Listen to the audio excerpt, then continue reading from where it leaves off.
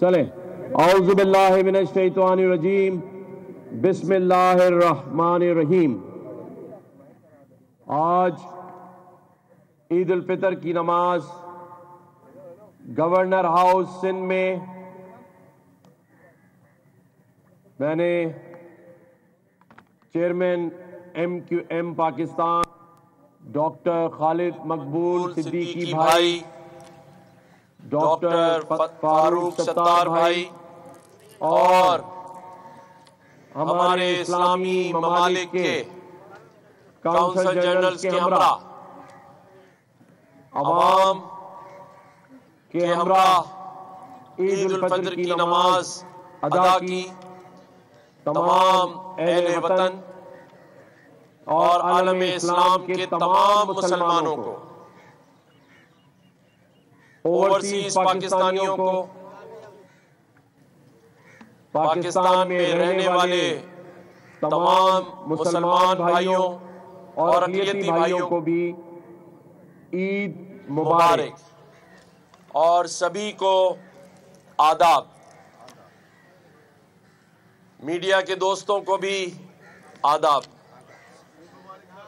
عید مبارک۔ الحمدللہ اللہ تعالیٰ نے اس ماہ رمضان المبارک کا پورا مہینہ ہمیں عوام الناس کی خدمت کے لیے اللہ تعالیٰ نے معمور رکھا۔ رمضان اتحاد کے نام سے الحمدللہ اس بار 10 لاکھ لوگوں کے افطار اور ڈنر کا اہتمام کیا۔ یہ سعادت اللہ تعالیٰ نے دی، اور اس کے ساتھ ساتھ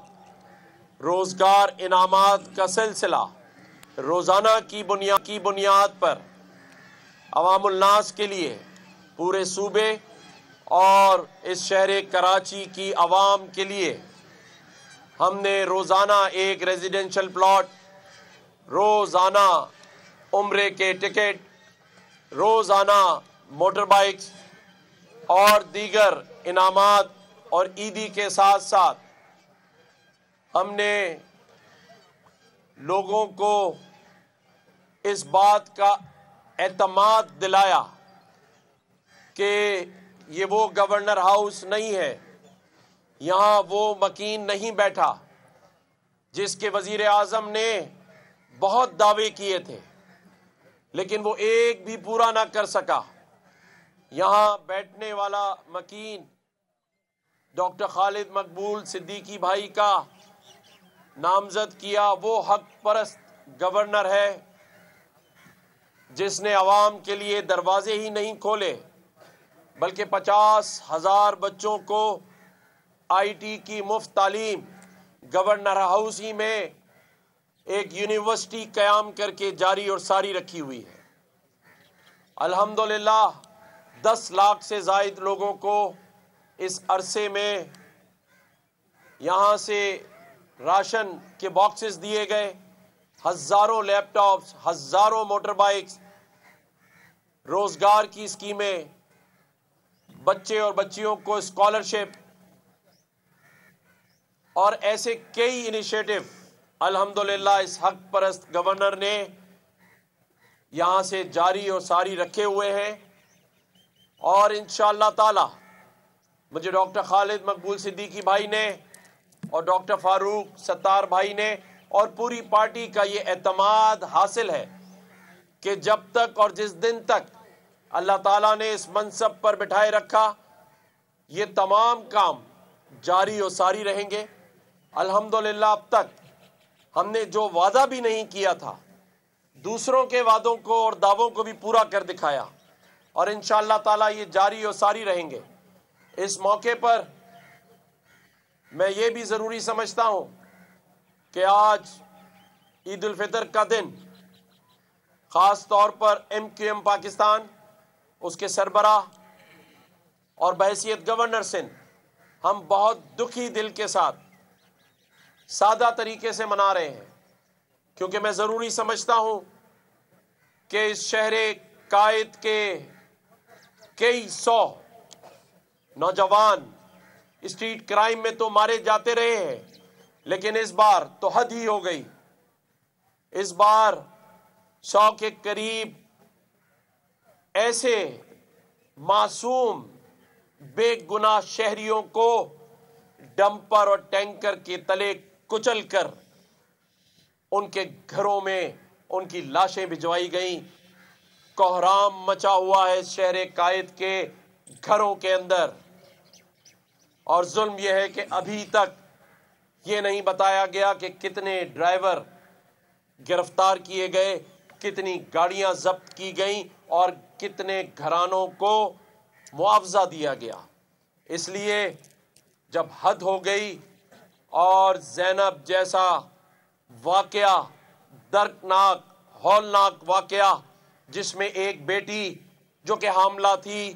اپنے شوہر کے ساتھ اپنے ہونے والے بچے کے لیے کچھ شاپنگ کرنے نکلی، جس کا بیٹا عید کے ایک اور دن یا تیسرے دن اس دنیا میں آنا تھا، جس کا زینب نے نام اسماعیل سوچا تھا، لیکن ایک بے رحم ٹینکر نے اسے کچل دیا. اور ظلم